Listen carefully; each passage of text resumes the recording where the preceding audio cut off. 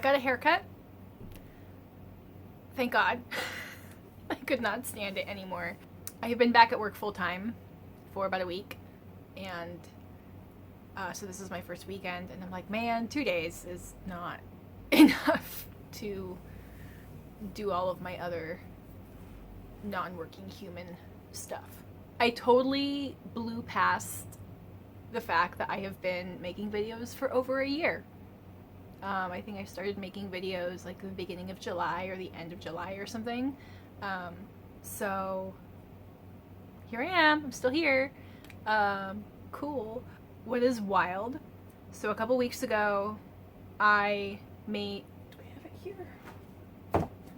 I made my video that is a little review of my Android-based e-reader by... It's the Onyx Ooks Poke 3. I put up that video, and that video, it has more views than all of my other videos combined. I haven't looked at what the recent numbers were, but like I think like all of my other videos combined have like 600 views, and that one has like at this point 800 views, and it is a steady tick. Cool. Weird. Wild. Anyway, really roundabout, chaotic introduction. All of it leading up to, I'm doing a tag video today. This is a tag I've wanted to do for a while. I just haven't gotten around to doing it. But this is the Pain Over Joy reading tag. It's an original tag by Jessica over at LadyLovesteadReads. And she also wants to credit Christina Lauren, the author, for a quote that they put up. I will link the original tag video below, and in the description box of that is this long response video by Christina Lauren that inspired this tag. But it's basically a tag reacting to the idea of like cheesy, fluffy, happy book, and having those books like not quite be like as intellectually valid or not have as much literary value as books that handle more serious topics or that feature pain and trauma. So it's 7 questions just to kind of get you thinking about the kind of books that you choose to read and why. And this is definitely something that it's a theme that is kind of constantly in the back of my mind when I read stuff. So I'm super glad that Jessica made this tag, and I hope it gets more attention. Question number 1. Do you mostly read books illustrating pain or books illustrating joy? Why? I think I tend to read stuff that's kind of in the middle. I feel like I don't gravitate towards stuff that's too happy, too fluffy, too cozy, because I think I get a little bored being so sure that everything is going to turn out okay. And that's not the same as saying it is boring. It's just, it's not what I find engaging and interesting.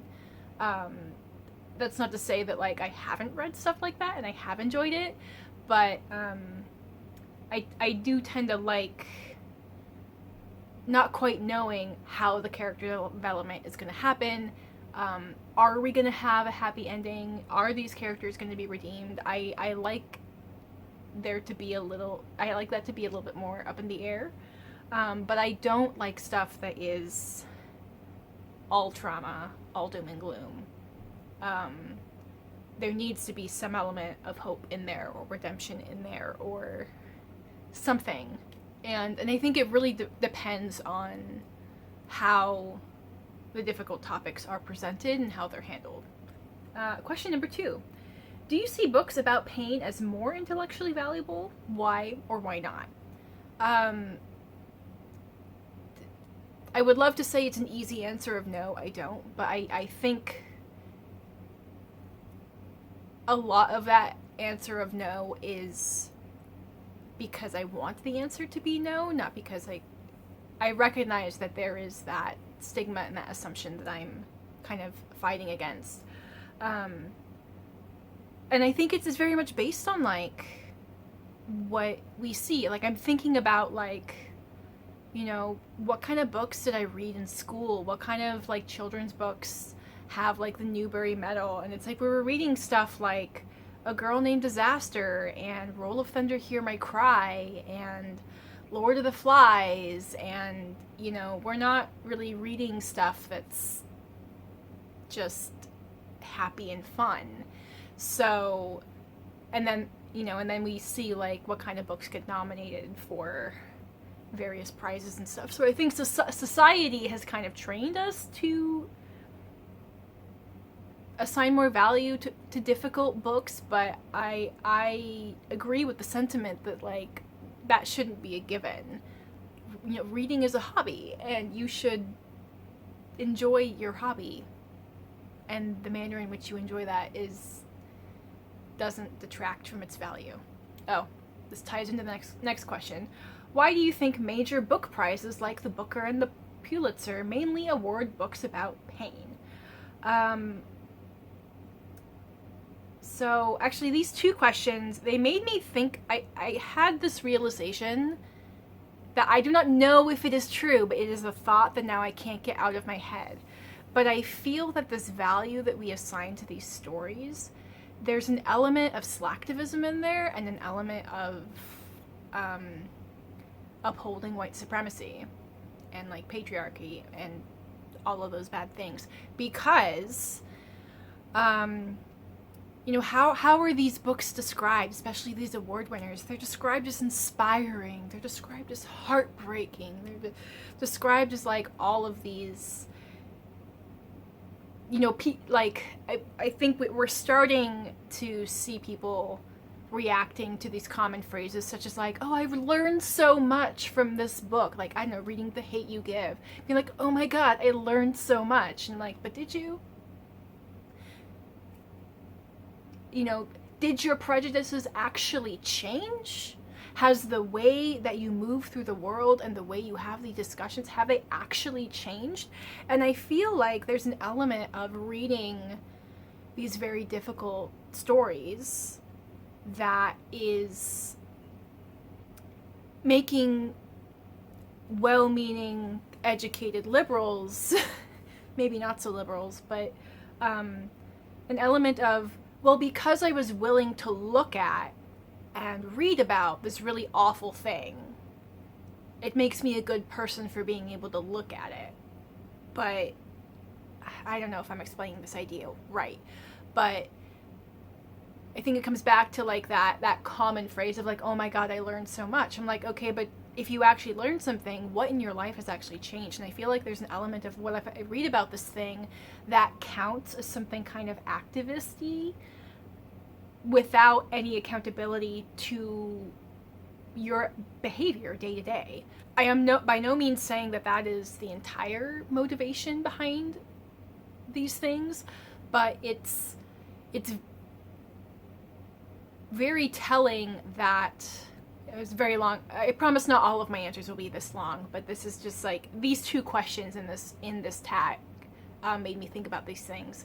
I think there is something that's also tied to this other thing, because my brain is a spider web. It's tied to this other thing that now I have to explain in order to make the point. So I have been trying to read more translated fiction, books that have been written in other languages and then translated into English.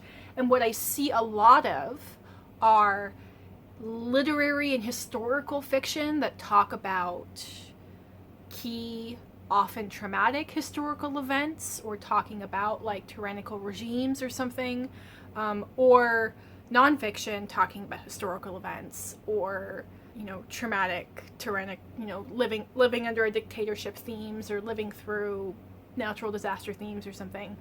I feel like most of the books that get picked up and published and translated into English focus on all of these challenges, and I think we're starting to see attention for some other things, but I want to like see, okay, there must be authors in India writing fluffy romance novels.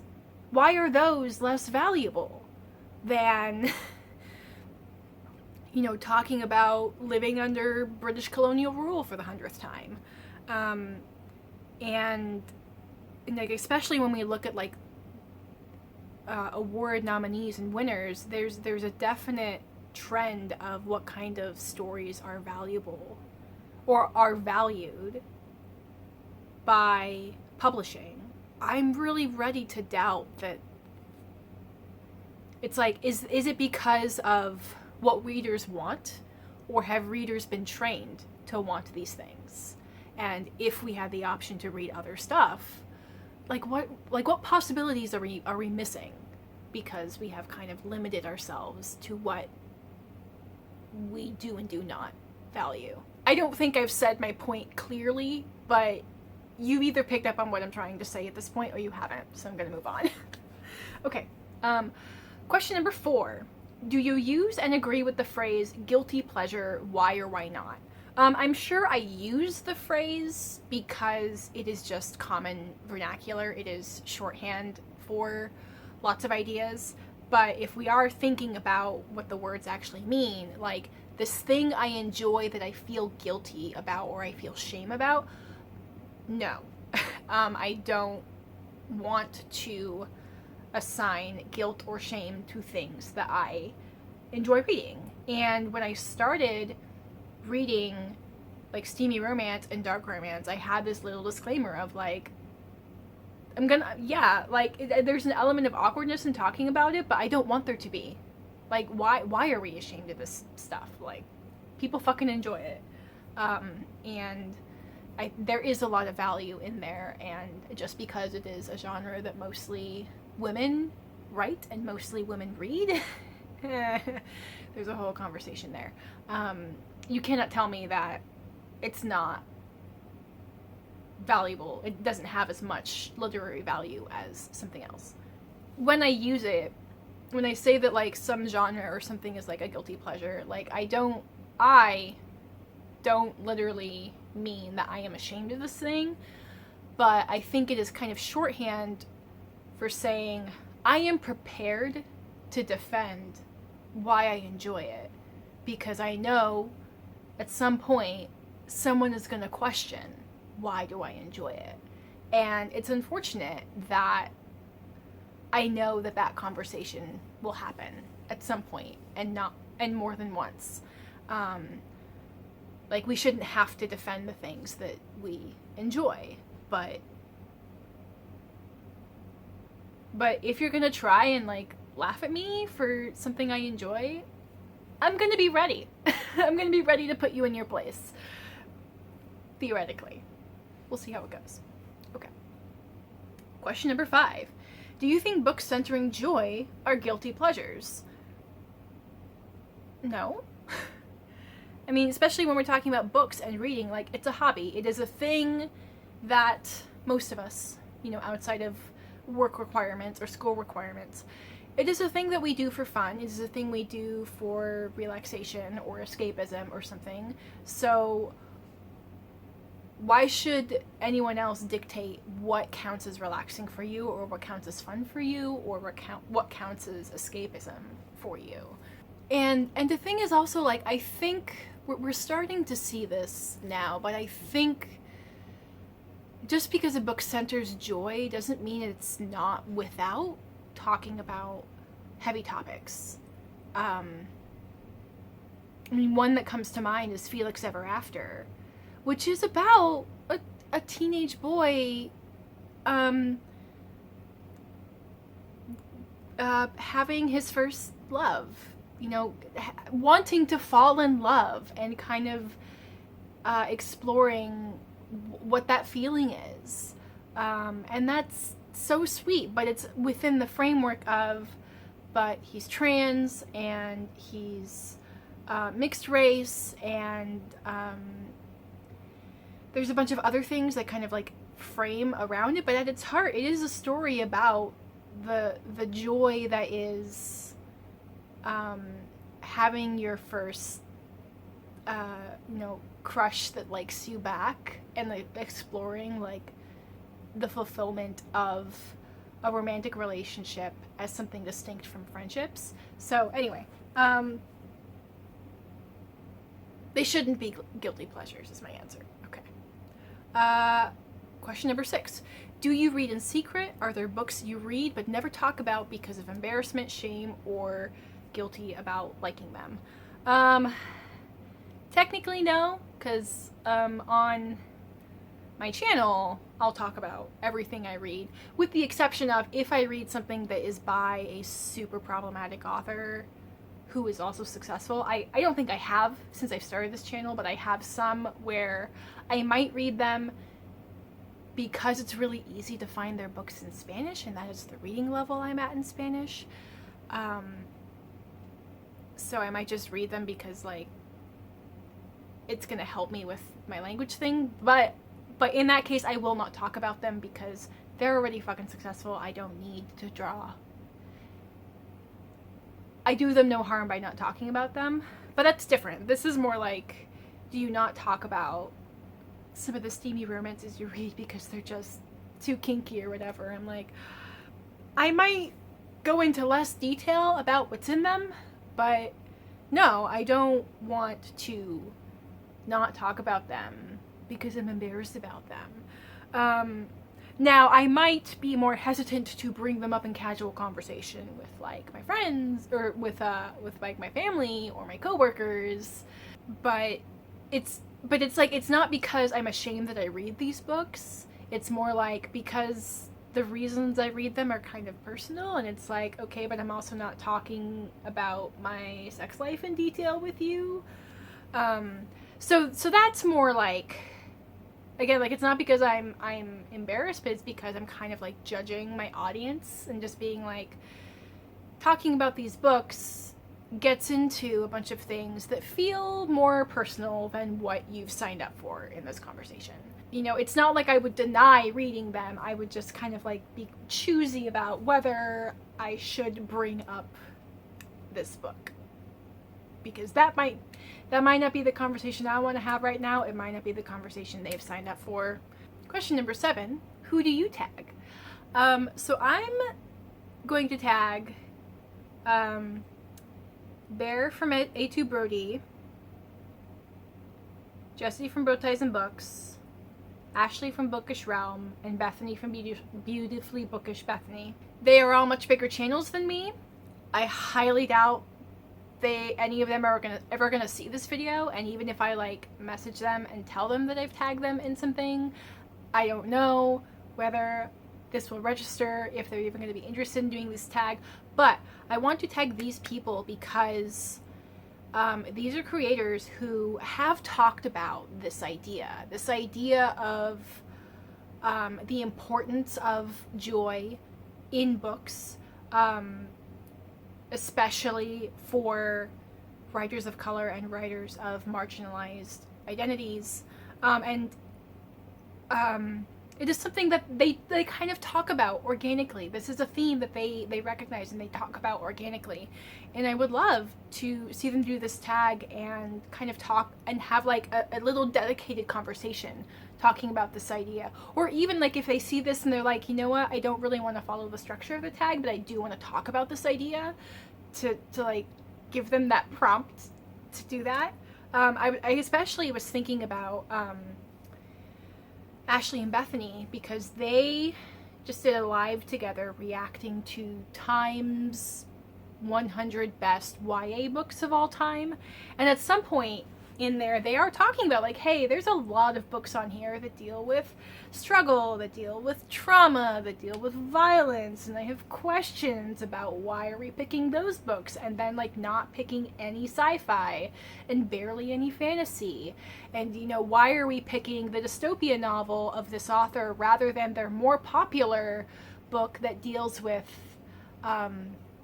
fluffy teenage girl themes, you know? So like, it's not a huge part of that video, but they do talk about it because that is something that they keep in mind when they read stuff. So I'm gonna see if they're interested in doing this tag. I think it's a cool tag, and I think it is an aspect of our reading that we should think about. So anyway, all the tag questions will be in the description box below, along with the link to the original video and links to the channels of the folks I talked about. You know what, I'm gonna link that that live stream about reacting to the YA books Because especially like when they get to like the stuff that's published post 2000s, I think is when that conversation really gets going. But yeah, it's interesting. Cool. Anyway, if you have thoughts related to this, if you want to answer the tag questions in the comments below, or just like respond to like one of these ideas, please do so. Man, I never know how to segue into my outro. I hope you have a good rest of your day. I encourage you to go out into the world and be curious. I will have my social media and other places where you can find me linked in the description box below, and I will catch you folks in my next video. Bye!